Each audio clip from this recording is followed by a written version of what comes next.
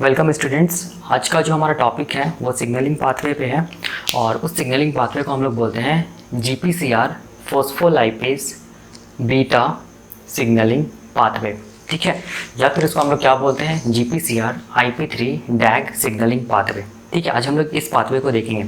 इससे पहले वाले वीडियो में हम लोगों ने क्या देखा था, हम लोगों ने देखा था आइसोफॉर्म्स ऑफ जी अल्फा, ये हम लोगों ने देख लिया था। ठीक है, और उससे पहले वाले वीडियो में हम लोगों ने देखा था सिग्नलिंग पाथवे देखा था, फर्स्ट सिग्नलिंग पाथवे देखा था जिसको हम लोगों ने क्या बोला था GPCR cyclic AMP protein kinase A signalling pathway. ठीक है, ये हम लोगों ने देख लिया था, ये था।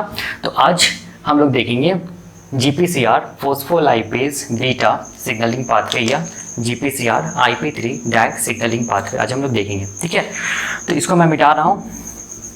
अब देखिए, थोड़ा सा कॉन्सेंट्रेट कीजिए, ये पाथवे क्या होता है, ये पाथवे बहुत इजी है। तो देखिए इसको ऐसे करके समझो। ठीक है ना, ये भी क्या चीज़ है, जी प्रोटीन कपल रिसेप्टर है। ठीक है ना, और इसके साथ क्या एंजाइम जुड़ा होगा, हम लोग बोलेंगे क्या चीज़, फॉस्फोलाइपेज बीटा जुड़ा हुआ होगा। ठीक है ना, और इससे पहले वाला सिग्नलिंग पाथवे में क्या जुड़ा हुआ था, जीपीसीआर तो था ही था, उसके साथ साथ यहाँ पर क्या जुड़ा हुआ था, एडिनाइलेट साइक्लेज जुड़ा हुआ था, जो साइक्लिक AMP से बाइंड, जो ATP से बाइंड करके साइक्लिक AMP सेकंड मैसेंजर बना रहा था। और वो साइक्लिक AMP फिर क्या करा रहा था, हम लोग बोलेंगे न्यूक्लियर ट्रांसक्रिप्शन करा रहा था और सेल में सेलुलर रिस्पॉन्स हो रहा था। ठीक है, वो वीडियो का लिंक मैं दे दूंगा डिस्क्रिप्शन बॉक्स पे, आप लोग देख लेना। तो उससे ही रिलेटेड है यहाँ पर ये पाथवे भी। ठीक है ना, देखो होता क्या है इसमें, यहाँ पर जो जी प्रोटीन कपल जो रिसेप्टर है ना, ठीक है, ये रिसेप्टर यहाँ से यहाँ तक है। ठीक है ना, तो याद कीजिए रिसेप्टर का 3 हम लोग बोलेंगे यूनिट्स था। एक था हम लोग बोलेंगे रिसेप्टर वाला पार्ट या रिकॉग्निशन यूनिट, दूसरा जी प्रोटीन वाला पार्ट या हम लोग बोलेंगे ट्रांसडक्शन यूनिट, और थर्ड क्या था, हम लोग बोलेंगे कैटालाइटिक यूनिट या एंजाइम वाला पार्ट। ठीक है, तो अब हम लोग क्या जानते हैं कि ये जो रिसेप्टर वाला पार्ट था ना, वो प्लाज्मा मेम्ब्रेन को कितना बार क्रॉस किया था, हम लोग बोलेंगे 7 टाइम्स क्रॉस किया था। इसीलिए ऐसे रिसेप्टर को हम लोग क्या बोल रहे थे, सरपेंटीन रिसेप्टर। सरपेंटीन का मतलब होता है 7 टाइम्स क्या करना, प्लाज्मा मेम्ब्रेन को क्रॉस करना। ठीक है, तो 1 2 3 4 5 6 7, ठीक है ना, 7 टाइम्स ये क्या कर रहा है, स्पैन कर रहा है, इसीलिए कैसा रिसेप्टर है, सरपेंटीन रिसेप्टर है। तो जब ये रिसेप्टर हम लोग बोलेंगे क्या कर रहा था, 7 टाइम प्लाज्मा मेम्ब्रेन को क्रॉस कर रहा था, ये हम लोग बोलेंगे स्पैन कर रहा था, उस टाइम पे देखो ये रिसेप्टर 3 लूप का फॉर्मेशन करता है, L1, ये लूप को बोलेंगे L2, और ये लूप को क्या बोलेंगे हम लोग, L3 बोलेंगे। ठीक है ना, और ये जो L3 लूप है वो क्या था, हम लोग बोलेंगे लॉन्गेस्ट लूप है एज कम्पेयर टू क्या चीज, L1 एंड L2। और यहाँ पर देखो लूप 3 में हम लोग बोलेंगे जो 6 और 7 पॉलीपेप्टाइड जो चेन है ना, वहाँ पर क्या बन रहा था, बाइंडिंग साइट था, किसके लिए, हम लोग बोलेंगे लाइगेंड बाइंड करने के लिए। ठीक है, और इस साइट को हम लोग क्या बोलते हैं, रिकॉग्निशन यूनिट, या फिर हम लोग बोल सकते हैं लाइगेंड बाइंडिंग साइट। ठीक है, तो ये हो गया रिसेप्टर वाला पार्ट। अब ये क्या चीज़ हम लोग बोलेंगे, जी प्रोटीन वाला पार्ट ना, या फिर इसको हम लोग क्या बोलते हैं, ट्रांसडक्शन यूनिट ना। तो इसमें भी देखो क्या था, जी प्रोटीन कैसा प्रोटीन, जी प्रोटीन कौन सा प्रोटीन था जीपीसीआर में, तो हम लोग बोलेंगे हेट्रो ट्राइमेरिक जी प्रोटीन। हेट्रो ट्राइमेरिक का मतलब हो गया ये 3 डिफरेंट सब यूनिट्स के मिलने से बनता है। एक सब यूनिट को हम लोग बोलते हैं अल्फा, दूसरा को बोलते हैं बीटा, और तीसरा को क्या बोलते हैं गामा। इसीलिए क्या है, हम लोग बोलेंगे हेट्रो ट्राइमेरिक जी प्रोटीन है। लेकिन खास बात क्या है कि जो अल्फा जो ये है सब यूनिट, उसके साथ क्या जुड़ा हुआ है, GDP जुड़ा हुआ है। ठीक है ना, और जब भी किसी भी प्रोटीन के साथ GDP जुड़ा हुआ रहेगा तो वो प्रोटीन कैसा है, हम लोग बोलेंगे इनएक्टिव है। तो ये सारा पूरा जी प्रोटीन क्या चीज़ है, इनएक्टिव है। और वैसे भी तो सोचो ना, कोई तो लाइगेंड बाइंड किया नहीं है, तो हम लोग बोलेंगे जी प्रोटीन क्या चीज़ है, इनएक्टिव ही तो है ना। ठीक है ना, तो ये हो गया। अब इसके बाद हम लोग बोलेंगे इसके बगल क्या प्रेजेंट होगा, एंजाइम प्रेजेंट होगा, कैटालाइटिक यूनिट प्रेजेंट होगा। लेकिन यहाँ पर जो कैटालाइटिक यूनिट और जो एंजाइम होगा वो क्या होगा, फॉस्फोलाइपेज C बीटा होगा। ठीक है ना, इसका फुल फॉर्म मैंने यहाँ पर लिखा है फॉस्फोलाइपेज C बीटा। ठीक है, ये यहाँ पर एंजाइम होगा। ठीक है, और देखो यहाँ पर एक चीज़ ये भी देखो, यहाँ पर फॉस्फोलाइपेज C बीटा इसीलिए हम लोग लिखते हैं क्योंकि हम लोग बोलेंगे फॉस्फोलाइपेज C जो है ना, इसका बहुत सारा टाइप है। जैसे कि हम लोग बोलेंगे phospholipase C alpha, phospholipase C beta, phospholipase C gamma, phospholipase C delta, ऐसे करके टाइप्स हैं। ठीक है, लेकिन मेजोरिटी ऑफ सेल्स में हम लोग बोलेंगे फॉस्फोलाइपेज C बीटा जो है ना, वो मोस्ट कॉमन है। मेजोरिटी ऑफ सेल्स में यही क्या कर रहा है, फंक्शंस को करवा रहा है। इसीलिए हम लोग फॉस्फोलाइपेज C बीटा के बारे में क्या करते हैं, स्टडी करते हैं। ठीक है ना, इसको याद रखना। ठीक है, और ये क्या चीज़ है, तो देखो ये क्या चीज़ है और ये क्या चीज़ है, ये मैं बताऊंगा। ठीक है ना, अभी बस इतना जानो, ये रिसेप्टर का पार्ट हो गया। ठीक है, तो अभी तक ये रिसेप्टर क्या हम लोग बोलेंगे, इनएक्टिव है, क्योंकि इसमें हम लोग बोलेंगे कोई भी लाइगेंड बाइंड नहीं किया है। ठीक है, तो अब देखो अब होगा क्या, जैसे ही हम लोग बोलेंगे, देखना ध्यान से। अच्छा और एक चीज़ यहाँ पर देखो, जब भी कभी हम लोग बोलेंगे GPCR phospholipase C beta signalling pathway study करते हैं, या फिर हम लोग बोलेंगे जब भी कभी एंजाइम फोस्फोलाइपेज सी बीटा आएगा, तो वहाँ पर का जो जी प्रोटीन रहेगा ना, उसमें जो अल्फा सबयूनिट रहेगा ना, वो हम लोग बोलेंगे अल्फा क्यू के फॉर्म में रहेगा। किस फॉर्म में रहेगा? अल्फा क्यू के फॉर्म में रहेगा, या फिर इसको हम लोग ऐसे भी लिख सकते हैं जी अल्फा क्यू। देखिएगा ये मैंने प्रीवियस वीडियो में बताया था, आइसोफॉर्म्स ऑफ जी अल्फा, ठीक है, इसीलिए मैंने यहाँ पर क्या लिखा है? क्यू लिखा है, ठीक है। या फिर इसको मैं ऐसे भी लिख सकता था जी अल्फा क्यू, ठीक है, या फिर हम लोग इसको ऐसे भी लिख सकते हैं अल्फा क्यू, इसके साथ क्या जुड़ा हुआ है? GDP, ठीक है। तो ये हो गया, हम लोग बोलेंगे अल्फा क्यू के बारे में। जब भी अल्फा क्यू रहेगा तो एंजाइम क्या रहेगा? फोस्फोलाइपेज सी रहेगा। जब भी अल्फा एस रहेगा स्टिमुलेटरी, तो एंजाइम क्या होगा? एडिनाइलेट साइक्लेज होगा। तो अब देखो यहाँ पर क्या होगा, जैसे ही हम लोग बोलेंगे, देखो जैसे ही हम लोग बोलेंगे, ठीक है, कि कोई लाइगेंड आता है, या हम लोग बोलेंगे सिग्नलिंग मॉलिक्यूल आता है, ठीक है, और वो सिग्नलिंग मॉलिक्यूल रिसेप्टर के रिकॉग्निशन यूनिट या लाइगेंड बाइंडिंग साइट से बाइंड करता है, तो होता क्या है, देखो आप लोग जानते भी हैं, होता क्या है कि ये जो लूप है ना, ये जो लूप है L3 लूप, वो जो और ज़्यादा क्या हो जाता है? एक्सटेंड हो जाता है। मतलब हम लोग बोल सकते हैं जैसे ही लाइगेंड बाइंड करेगा रिसेप्टर में, तो ये रिसेप्टर में क्या आएगा? स्ट्रक्चरल चेंजेस आएगा, या फिर हम लोग बोल सकते हैं कॉन्फॉर्मेशनल चेंज आएगा। और इस कॉन्फॉर्मेशनल चेंज के कारण ये जो L3 लूप है ना, वो L3 लूप क्या हो जाएगा? और ज़्यादा इलोंगेट कर जाएगा, और ये किसके साथ टच हो जाएगा? हम लोग बोलेंगे जी अल्फा के साथ टच हो जाएगा, या फिर हम लोग बोलेंगे अल्फा क्यू जो जी प्रोटीन का पार्ट है ना, उसके साथ क्या हो जाएगा? टच हो जाएगा। कौन? L3 loop. जैसे ये L3 लूप इसके साथ टच हुआ, तब हम लोग बोलेंगे क्या होगा? ये जो GDP था ना, ये GDP किस में कन्वर्ट हो जाएगा? हम लोग बोलेंगे GTP में कन्वर्ट हो जाएगा, ठीक है। और ये दोनों सब यूनिट जो है ना, अल्फा क्यू बीटा गामा, ये दोनों एक दूसरे से क्या हो जाएगा? डिसोसिएट कर जाएगा, ठीक है ना। तो यहाँ पर क्या हो गया? हम लोग बोलेंगे अल्फा और बीटा गामा जो सब यूनिट था, वो क्या कर गया? देखो डिसोसिएट कर गया। देखो ये गामा है, ये बीटा, ठीक है ना। तब ऐसे जी प्रोटीन को हम लोग क्या बोलेंगे? ये जी प्रोटीन क्या हो गया? एक्टिव हो गया, ठीक है। अब ये जी प्रोटीन क्या हो गया? एक्टिव हो गया, ठीक है। तो इसको हम लोग बोलेंगे एक्टिव क्या चीज़? जी प्रोटीन। और वैसे भी तो देखो ना, ये जी प्रोटीन एक्टिव इसीलिए भी तो हुआ क्योंकि अब क्या बाइंड कर चुका है? लाइगेंड बाइंड कर चुका है, या फिर सिग्नलिंग मॉलिक्यूल बाइंड कर चुका है, इसीलिए ये जी प्रोटीन क्या हो गया? एक्टिव हो गया। तो यहाँ पर देखो, जो अल्फा क्यू जो GDP था ना, GDP को GTP में कन्वर्ट कराने के लिए एक प्रोटीन रिस्पॉन्सिबल था, जिसको हम लोग बोलते हैं GEF। देखिएगा मैं प्रीवियस वीडियो में पढ़ाया हूँ जी प्रोटीन साइकिल में। GEF का फुल फॉर्म क्या होता है? गुआनिन न्यूक्लियोटाइड एक्सचेंज फैक्टर, ठीक है। ये गुआनिन न्यूक्लियोटाइड एक्सचेंज फैक्टर का काम क्या चीज़ है? ये काम इसका ये है, GDP को हटा के क्या चीज़ को जोड़ना? हम लोग बोलेंगे GTP को जोड़ना, ठीक है। तो यहाँ पर ये जो रिसेप्टर है ना, ये रिसेप्टर खुद क्या चीज़ का काम कर रहा है? ये रिसेप्टर इटसेल्फ क्या चीज़ का काम कर रहा है? हम लोग बोलेंगे GEF का काम कर रहा है।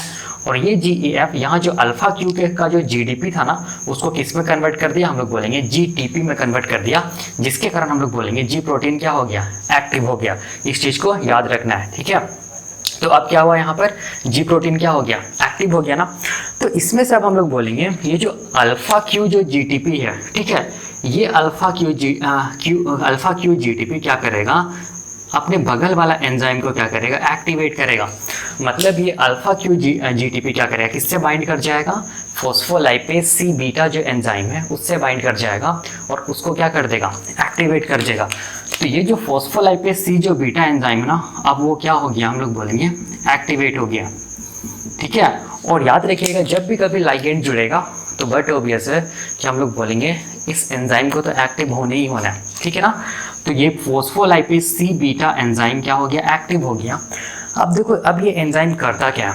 तो अब ये एंजाइम करेगा क्या? इसके जस्ट एंजाइम के जस्ट बगल में जो प्लाज्मा मेम्ब्रेन है, जो कि लिपिड का बना हुआ है, ठीक है, लिपिड बाइलेयर जो है, उसमें देखो ध्यान से, हम लोग बोलेंगे एक मेम्ब्रेन लिपिड प्रेजेंट होता है। स्पेशली हम लोग बोल सकते हैं मेम्ब्रेन फॉस्फोलिपिड प्रेजेंट होता है, ठीक है ना। तो ये वाला क्या चीज़ हम लोग बोलेंगे? ये दोनों को मिला के हम लोग क्या बोलेंगे? एक लाइन में क्या बोलेंगे? मेम्ब्रेन फॉस्फोलिपिड, ठीक है। मेम्ब्रेन फॉस्फोलिपिड है। और इस मेम्ब्रेन फॉस्फोलिपिड को यहाँ पर एक स्पेसिफिक नाम से जाना जाता है, जिसको हम लोग बोलते हैं PIP2, ठीक है, क्या बोलते हैं, PIP2। तो PIP2 कुछ नहीं है, PIP2 क्या चीज़ है, मेम्ब्रेन फॉस्फोलिपिड है, ठीक है, जो कि मेम्ब्रेन में प्रेजेंट होता है। और इसका फुल फॉर्म क्या होता है, देखो, फोस्फाटिडाइल आइनोसिटोल 4,5 बिसफॉस्फेट, ठीक है। PIP2 का फुल फॉर्म क्या होता है, फोस्फाटिडाइल आइनोसिटोल 4,5 बिसफॉस्फेट होता है, ठीक है ना। तो ये जो है, ये जो मॉलिक्यूल है, ये क्या चीज़ हम लोग बोलेंगे, मेम्ब्रेन फॉस्फोलिपिड है, ठीक है, जिसको हम लोग मोर स्पेसिफिकली क्या बोलते हैं, PIP2 या फोस्फाटिडाइल आइनोसिटोल 4,5 बिसफॉस्फेट, ठीक है ना। अब देखो क्या होगा, अब ये जो मेम्ब्रेन फॉस्फोलिपिड या PIP2 है, इसमें देखो, इसका हम लोग बोलेंगे दो कंपोनेंट होता है, ध्यान से देखो, इसका दो कंपोनेंट है। एक कंपोनेंट देखो कि हम लोग बोलेंगे लिपिड में क्या है, एक तरह से हम लोग बोलेंगे इम्बेड है, या हम लोग बोलेंगे लिपिड में, लिपिड बाइलेयर पे प्रेजेंट है, ठीक है। PIP2 का दो कंपोनेंट है। पहला कंपोनेंट जो कि लिपिड बाइलेयर में ही प्रेजेंट है, इस कंपोनेंट को हम लोग बोलते हैं DAG, डैग, क्या बोलेंगे, DAG डैग या डाई एसाइल ग्लिसरॉल, ठीक है ना, ठीक है। और दूसरा देखो कंपोनेंट जो कि किस तरफ है, टुवर्ड्स साइटोसोल की तरफ है, ठीक है। ये प्लाज्मा मेम्ब्रेन है, तो ये वाला पार्ट क्या होगा, साइटोसोल होगा ना, मैंने यहाँ पर लिखा है। तो साइटोसोल की तरफ देखो, ये दूसरा वाला पार्ट है, ठीक है ना। और ये दूसरा वाला पार्ट को हम लोग क्या बोलते हैं, IP3। IP3 का मतलब आइनोसिटोल 1,4,5 ट्राइफॉस्फेट, ठीक है। मतलब हम लोग बोल सकते हैं डैग और IP3 मिलकर क्या बना, हम लोग बोलेंगे मिलकर क्या बना, PIP2, या फिर हम लोग बोल सकते हैं PIP2 जो कि मेम्ब्रेन फॉस्फोलिपिड है। इसका दो कंपोनेंट है, एक कंपोनेंट को बोलेंगे डैग, दूसरा कंपोनेंट को बोलेंगे IP3। डैग क्या चीज़ है, हम लोग बोलेंगे प्रेजेंट है लिपिड बाइलेयर में, और IP3 क्या चीज़ है, हैंग करा हुआ है, किस तरफ, टुवर्ड्स हम लोग बोलेंगे साइटोसोल की तरफ।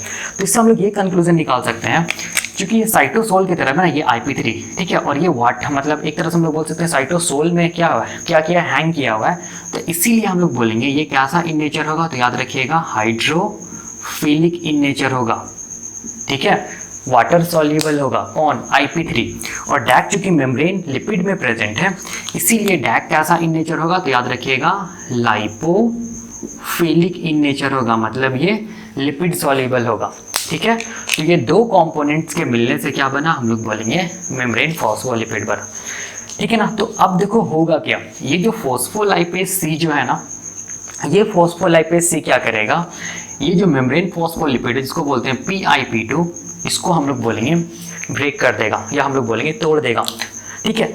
तो तोड़ेगा तो क्या होगा, ब्रेक करेगा तो क्या होगा, हम लोग बोलेंगे क्या होगा, किस किस पार्ट्स में ब्रेक करेगा, तो एक हम लोग बोलेंगे डैग में, और दूसरा क्या चीज़ हम लोग बोलेंगे IP3 में। तो IP3 क्या होगा, हम लोग बोलेंगे साइटोसोल में आ जाएगा, ठीक है। और डैग कहाँ रह जाएगा, हम लोग बोलेंगे मेम्ब्रेन में ही रह जाएगा, ठीक है ना। ये फॉस्फोलाइपेज C बीटा क्या किया, डैग और IP3 को अलग कर दिया, ठीक है, अलग कर दिया, जिसके थ्रू IP3 कहाँ आ गया, साइटोसोल में आ गया, और डैग कहाँ रह गया, हम लोग बोलेंगे मेम्ब्रेन लिपिड में ही रह गया, ठीक है। तो अब ये डैग क्या चीज़ है, लाइपोफिलिक मॉलिक्यूल है, ये मेम्ब्रेन में क्या कर सकता है, हम लोग बोलेंगे फ्लोट कर सकता है, ठीक है। और ये जो IP3 है, हम लोग बोलेंगे हाइड्रोफिलिक मॉलिक्यूल है। इसका मतलब ये सेल का साइटोप्लाज्म है, जहाँ पर वाटर है वहाँ पर ये क्या कर सकता है, आसानी से हम लोग बोलेंगे फ्लोट कर सकता है, या फिर हम लोग बोलेंगे ये सॉल्युबल है, ठीक है, ये वाटर सॉल्युबल है, ये हाइड्रोफिलिक है, ठीक है। तो IP3 कहाँ आ गया, सेल के साइटोसोल में। डैग कहाँ रह गया, सेल के लिपिड बाइलेयर जो प्लाज्मा मेम्ब्रेन है उस पर, ठीक है। तो ये वाला क्या चीज़ है, हम लोग बोलेंगे ये जो मैं बनाया वो क्या चीज़ है, डाई एसाइल ग्लिसरॉल है, जो कि क्या चीज़ है, लाइपोफिलिक इन नेचर है, याद रखिएगा इस चीज़ को, ठीक है। तो अब ये जो IP3 है ना, और ये जो डैग है ना, इसको हम लोग बोलते हैं सेकेंड मैसेंजर। क्या बोलेंगे, IP3 और डैग को हम लोग क्या बोलेंगे, सेकेंड मैसेंजर है, याद रखिएगा इस चीज़ को, ठीक है ना, मैसेंजर, ठीक है। यहाँ पर एक सेकंड मैसेंजर कहाँ पर रह गया, प्लाज्मा मेम्ब्रेन के लिपिड बाइलेयर में रह गया, और दूसरा सेकंड मैसेंजर हम लोग बोलेंगे कहाँ आ गया, सेल के साइटोसोल में आ गया, ठीक है। और एक सेकंड मैसेंजर क्या चीज़ है, लाइपोफिलिक है, और दूसरा सेकंड मैसेंजर हम लोग बोलेंगे क्या चीज़ है, हाइड्रोफिलिक है, या फिर हम लोग बोलेंगे वाटर सॉल्युबल है, ठीक है ना। तो अब ये IP3 देखो क्या करेगा, तो देखो जब भी कभी भी आप लोग पढ़िएगा IP3 या डैग पाथवे के बारे में, तो हमेशा रखिएगा याद, ये IP3 कैल्शियम को रिलीज कराता है। कहाँ से रिलीज कराएगा, क्या करेगा, तो देखो यहाँ पर करता क्या है, ठीक है ना। तो अब देखो यहाँ पर ये सेल का क्या चीज़ है, ये सेल का साइटोप्लाज्म है, ये वाला, ये सेल का क्या चीज़ है, साइटोप्लाज्म है, ठीक है। ये सेल का प्लाज्मा मेम्ब्रेन है, ये सेल का एक्स्ट्रा सेलुलर डोमेन है, मतलब ये बाहर वाला पार्ट है, ठीक है ना। तो सेल के साइटोप्लाज्म में क्या होता है, देखो हम लोग बोलेंगे एंडोप्लाज्मिक रेटिकुलम प्रेजेंट होता है, ये आप लोग सब जानते हैं।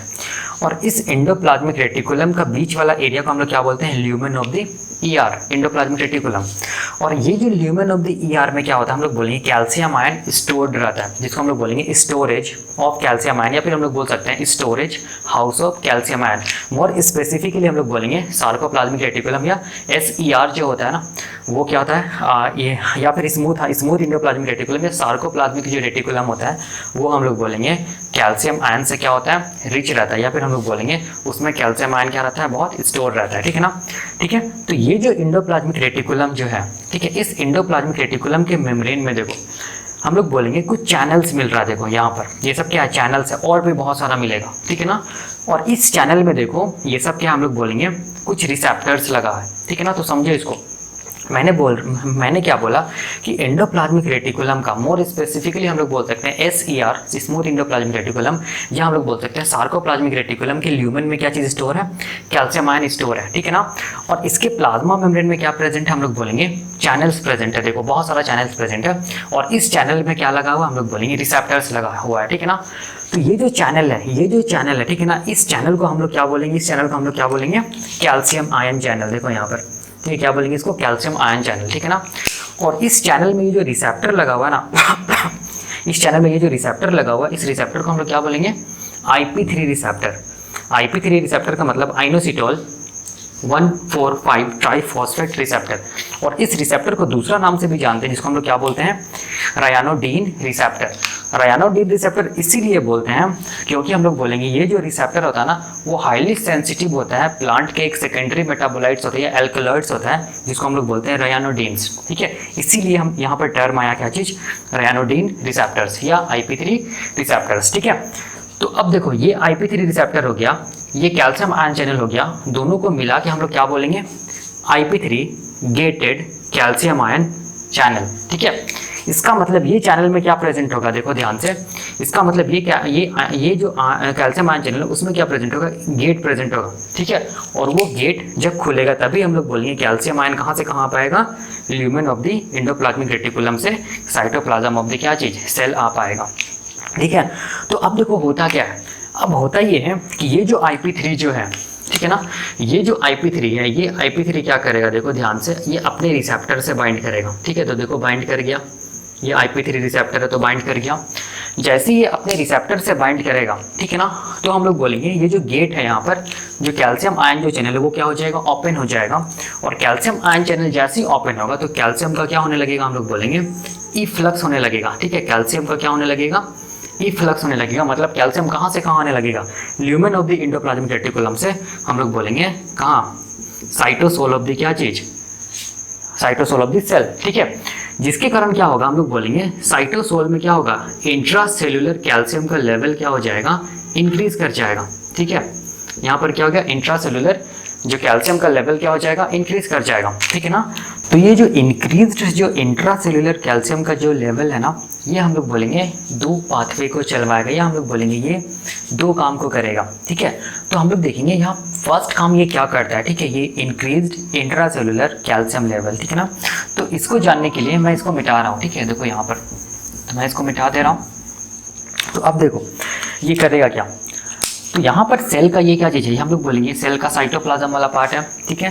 तो सेल के साइटोप्लाज्म में क्या रहता है, देखो ध्यान से, सेल के साइटोप्लाज्म में क्या रहता है, इनएक्टिव एंजाइम प्रेजेंट होता है, ठीक है। इसको मैं ऐसे दिखा रहा हूँ, ठीक है ना, ये क्या चीज़ है, इनएक्टिव एंजाइम है, ठीक है। मैं यहाँ पर क्या लिख रहा हूँ, इनएक्टिव एंजाइम, ठीक है। और इस इनएक्टिव एंजाइम को हम लोग बोलते हैं प्रोटीन काइनेज C बोलते हैं, ठीक है। ये सेल के साइटोप्लाज्म में प्रेजेंट है। तो ये जो कैल्शियम का जो लेवल जो यहाँ पर इंक्रीज हुआ, इंट्रासेलुलर कैल्शियम का जो लेवल जो यहाँ पर सेल के अंदर जो इंक्रीज हुआ, ये हम लोग बोलेंगे इस इनएक्टिव प्रोटीन काइनेज C को क्या करेगा, एक्टिव करेगा, ठीक है। लेकिन यहाँ पर हम लोग बोलेंगे ये जो इनएक्टिव प्रोटीन काइनेज C है वो पार्शियली एक्टिव होगा। तो यहाँ पर हम लोग क्या बोलेंगे, पार्शियली एक्टिव, ठीक है। और ये पार्शियली एक्टिव कब हुआ, जब हम लोग बोलेंगे कैल्शियम किसके साथ जुड़ा, प्रोटीन काइनेज C के साथ जुड़ा। जैसे ये कैल्शियम प्रोटीन काइनेस सी के साथ जुड़ेगा तो ये इनएक्टिव जो था प्रोटीन काइनेस सी वो क्या हो जाएगा, पार्शियली एक्टिव हो जाएगा। अब ये प्रोटीन काइनेस सी क्या करेगा, मूव करेगा और कहाँ तक पहुँच जाएगा, हम लोग बोलेंगे डाइएसाइल ग्लिसरॉल के पास पहुँच जाएगा। ठीक है, लेकिन जब प्रोटीन काइनेस सी डाइएसाइल ग्लिसरॉल तक पहुंच रहा होता है तो उस टाइम पे देखो ये जो डाइएसाइल ग्लिसरॉल या जो डैग है ना, ये हम लोग बोलेंगे और एक मेम्ब्रेन लिपिड के साथ इंटरेक्ट करेगा प्लाज्मा मेम्ब्रेन में। उस मेम्ब्रेन लिपिड को हम लोग क्या बोलते हैं, उस मेम्ब्रेन लिपिड को हम लोग बोलते हैं पीएस। पीएस का मतलब हो गया, मैं यहाँ पर लिख रहा हूँ फोस्फाटिडाइल सेरीन। ठीक है, ये क्या है, ये भी मेम्ब्रेन लिपिड है। ठीक है, पीएस क्या चीज़ है, फोस्फाटिडाइल सेरीन। तो मैं यहाँ पर क्या बोल रहा हूँ, मैं यहाँ पर बोल रहा हूँ जैसे ही कैल्शियम प्रोटीन काइनेस सी के साथ जुड़ेगा तो प्रोटीन काइनेस सी जो इनएक्टिव था अब वो क्या हो जाएगा, पार्शियली एक्टिव हो जाएगा। प्रोटीन काइनेस सी मूव करेगा, मूव करते हुए कहाँ तक पहुँचेगा, डैग तक पहुँचेगा। जब प्रोटीन काइनेस सी मूव कर रहा होता है तो डैग किसके साथ इंटरेक्ट करेगा, और एक मेम्ब्रेन लिपिड के साथ जिसको हम लोग बोलते हैं फोस्फाटिडाइल सेरीन या पीएस। ठीक है, अब हम लोग बोलेंगे ये प्रोटीन काइनेस सी जैसी पहुंचेगा यहाँ पर तो ये प्रोटीन काइनेस सी किसके साथ इंटरेक्ट करेगा, डैग एंड पीएस के साथ ये क्या करेगा, इंटरेक्ट करेगा। तो देखो मैं यहाँ पर ऐसे लिख रहा हूँ, प्रोटीन काइनेस सी इंटरेक्ट किया डैग एंड पीएस के साथ, और ये प्रोटीन काइनेस सी के साथ क्या जुड़ा हुआ था, हम लोग बोलेंगे कैल्शियम आयन जुड़ा हुआ था। ठीक है ना, जैसे ही हम लोग बोलेंगे ये पार्शियली जो एक्टिव प्रोटीन काइनेस सी हम लोग बोलेंगे डैग एंड फोस्फाटिडाइल सेरीन के साथ इंटरेक्ट करेगा तो ये पार्शियली एक्टिव प्रोटीन काइनेस सी क्या हो जाएगा, हम लोग बोलेंगे फुल्ली एक्टिव हो जाएगा। तो देखो यहाँ पर ये क्या चीज़ है, ये क्या हो गया, हम लोग बोलेंगे फुल्ली एक्टिव हो गया। कौन, प्रोटीन काइनेस सी। तो मैं यहाँ पर लिख रहा हूँ प्रोटीन काइनेस सी, अब ये क्या हो गया, एक्टिव हो गया। ठीक है, फुल्ली एक्टिव हो गया। अब ये फुल्ली एक्टिव प्रोटीन काइनेस सी क्या करेगा, तो ये क्या करेगा, हम लोग बोलेंगे सेल के साइटोप्लाज्म में जो प्रोटीन्स है ना, ठीक है, जो प्रोटीन्स है उस प्रोटीन्स को हम लोग बोलेंगे ये क्या करेगा, एक्टिव करेगा। कौन, प्रोटीन काइनेस सी। अब ये प्रोटीन जैसे ही एक्टिव होगा तो सेल के अंदर क्या होगा, हम लोग बोलेंगे सेल्यूलर रिस्पॉन्स होगा। ठीक है, इस चीज़ को याद रखिएगा। और एक चीज़ ये भी याद रखिएगा, ये प्रोटीन काइनेस सी है। जब भी कभी मैंने बताया था कि काइनेज वर्ड आएगा तो ये काइनेज क्या करेगा, फॉस्फोराइलेशन करेगा। तो ये काइनेज, प्रोटीन काइनेज जो सी है वो प्रोटीन को कैसे करके एक्टिव करेगा, तो हम लोग बोलेंगे इस प्रोटीन में क्या जोड़ेगा, ये फॉस्फेट को जोड़ेगा। ठीक है, इस प्रोसेस को हम लोग क्या बोलेंगे, इस प्रोसेस को हम लोग बोलेंगे फॉस्फोराइलेशन। फॉस्फोराइलेशन, ठीक है, फॉस्फोराइलेशन करके क्या करेगा, ये प्रोटीन काइनेस सी प्रोटीन को एक्टिव करेगा, और ये एक्टिव प्रोटीन अब क्या करेगा, हम लोग बोलेंगे सेल में सेलुलर रिस्पॉन्स को कॉज करेगा। एक चीज़ याद रखिएगा, प्रोटीन काइनेस सी मतलब किस एमिनो एसिड्स पे फॉस्फेट को जोड़ता है, तो याद रखना प्रोटीन काइनेस सी हम लोग बोलेंगे प्रोटीन के सेरीन या थ्रियोनिन जो एमिनो एसिड होता है ना, सेरीन या थ्रियोनिन जो एमिनो एसिड होता है उसके साथ क्या करेगा, प्रोटीन को जो ये फॉस्फेट को जोड़ेगा और हम लोग बोलेंगे प्रोटीन को एक्टिव करेगा, जिस प्रोसेस को हम लोग बोलते हैं फॉस्फोराइलेशन। अब ये एक्टिवेटेड प्रोटीन क्या कराएगा, सेल में सेलुलर रिस्पॉन्स को कॉज कराएगा। ठीक है, तो मैंने यहाँ पर कुछ नहीं किया, मैंने यहाँ पर ये बताया कि जैसे ही इंट्रासेलुलर कैल्शियम का लेवल इंक्रीज हुआ तो ये इंट्रासेलुलर का कैल्शियम का जो लेवल इंक्रीज हुआ वो हम लोग बोलेंगे दो काम करेगा। पहला काम क्या चीज़ है, मैं ऐसे लिख रहा हूँ, ये फर्स्ट लिख रहा हूँ, पहला काम क्या चीज़ है, इनएक्टिव प्रोटीन काइनेस सी को पार्शियली एक्टिव करेगा, और ये प्रोटीन काइनेस सी फिर मूव करेगा, कहाँ तक पहुँचेगा, डैग तक पहुँचेगा। डैग किसके साथ एसोसिएटेड हो रहेगा, हम लोग बोलेंगे फॉस्फेटिडाइल सेरीन, और ये फॉस्फेटिडाइल सेरीन भी क्या है, फॉस्फोलिपिड है, मेम्ब्रेन फॉस्फोलिपिड है। ये दोनों के साथ प्रोटीन काइनेस सी क्या करेगा, इंटरेक्ट करेगा। जैसे इंटरेक्ट किया तो ये क्या हो जाएगा, फुल्ली एक्टिव हो जाएगा। फुल्ली एक्टिव होगा तो अब ये प्रोटीन काइनेस सी जो दूसरा प्रोटीन्स है उस प्रोटीन्स को में क्या करेगा, फॉस्फेट को जोड़ेगा, जिस प्रोसेस को हम लोग बोलेंगे फॉस्फोराइलेशन, और ये एक्टिवेटेड प्रोटीन्स क्या करेगा, सेलुलर रिस्पॉन्स को कॉज करेगा। और चूंकि ये प्रोटीन काइनेस सी है तो याद रखिएगा प्रोटीन काइनेज है तो काइनेज क्या करेगा, सेरीन और थ्रियोनिन जो एमिनो एसिड्स होता है उसमें क्या करेगा, फॉस्फेट को जोड़ता है, और हम लोग बोलेंगे क्या कराता है, प्रोटीन्स में फॉस्फोराइलेशन को कराता है। ठीक है, इस चीज़ को याद रखिएगा। तो ये तो हम लोग बोलेंगे ये पाथवे चला, ठीक है ना। इसी पाथवे को हम लोग क्या बोलते हैं, इसी पाथवे को हम लोग बोलते हैं GPCR IP3 डैग सिग्नलिंग पाथवे, या हम लोग बोलेंगे GPCR phospholipase C beta signalling pathway. तो अगर ध्यान से देखेंगे तो देखो यहाँ पर क्या है, GPCR फॉस्फोलाइपेज सी बीटा, तो आएगा बिल्कुल। देखो ये वाला क्या है, GPCR है, यहाँ पर क्या हुआ, फॉस्फोलाइपेज सी बीटा, ठीक है। तो ये पूरा पाथवे चला, इसको हम लोग क्या बोलेंगे, GPCR phospholipase C beta signalling pathway, या फिर हम लोग बोल सकते हैं GPCR IP3 डैग सिग्नलिंग पाथवे, ठीक है। इस पाथवे को हम लोग ये भी बोल सकते हैं, ठीक है ना। तो ये तो काम था, फर्स्ट काम था, किसका हम लोग बोलेंगे, जो इंट्रासेल्युलर कैल्शियम का जो लेवल जो इंक्रीज हुआ साइटोसोल में उसका, ठीक है। इसका सेकेंड फंक्शन क्या है ये हम लोग देखेंगे नेक्स्ट लेक्चर में, ठीक है। तो अभी के लिए हम लोग यहीं तक रखते हैं, ठीक है ना। तब तक के लिए थैंक यू।